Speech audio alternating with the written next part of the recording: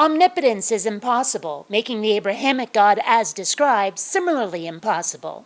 Let's do this.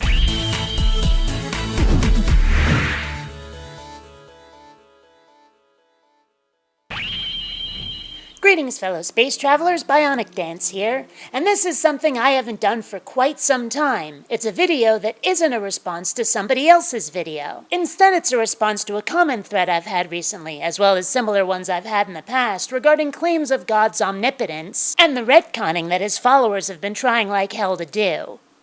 You see, I've been hearing from some God-botherers that omnipotence stops at the logically possible. That God can do absolutely anything as long as it does not step outside the bounds of logic, and that constitutes omnipotence. This is a bit of retroactive continuity that is a steaming pantload of bullshit, and I'm gonna explain why.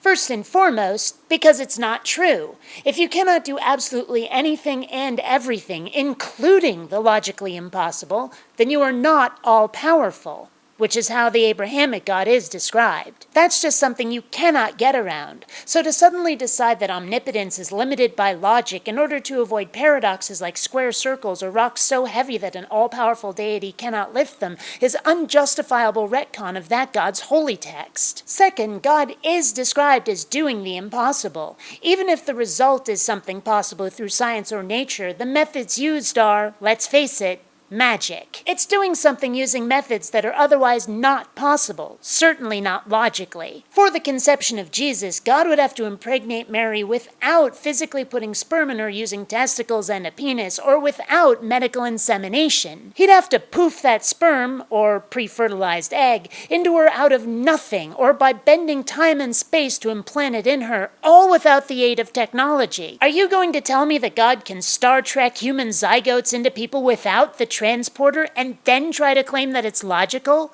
Pull the other one.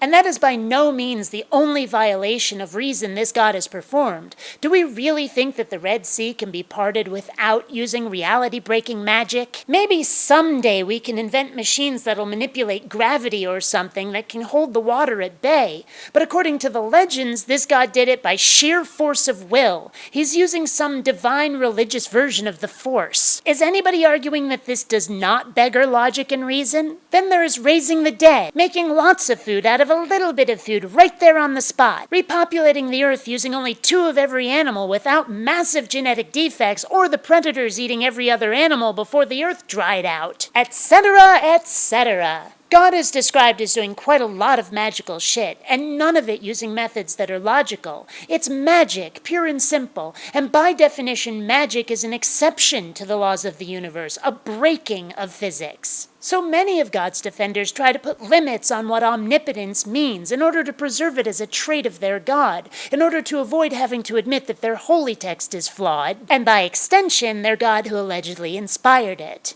And let's face it, in its early days, the Abrahamic faith had to conquer or convert people from a lot of different religions. And I'm willing to bet that it helped quite a bit to claim that their God had a bigger dick than the other guy's God. An all-powerful Yahweh could kick the butt of a God specializing in the sun or love any day, right?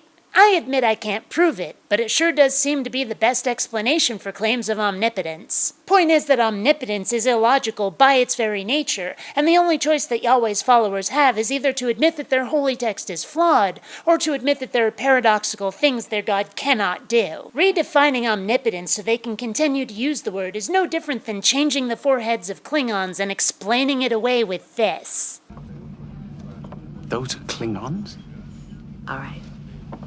You boys have had enough.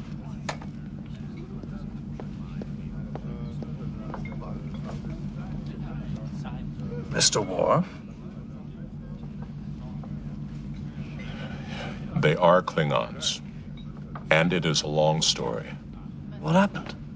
Some kind of genetic engineering? A viral mutation? We do not discuss it with outsiders.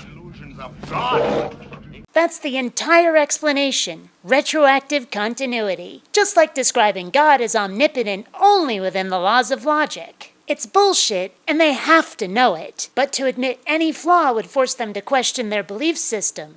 And they can't have that. But what option do they have other than to retcon the description of their God in order to preserve their faith? Right? It's sad, really. Until next time, fellow space travelers, this is BionicDance saying don't run on automatic. Instead, please think.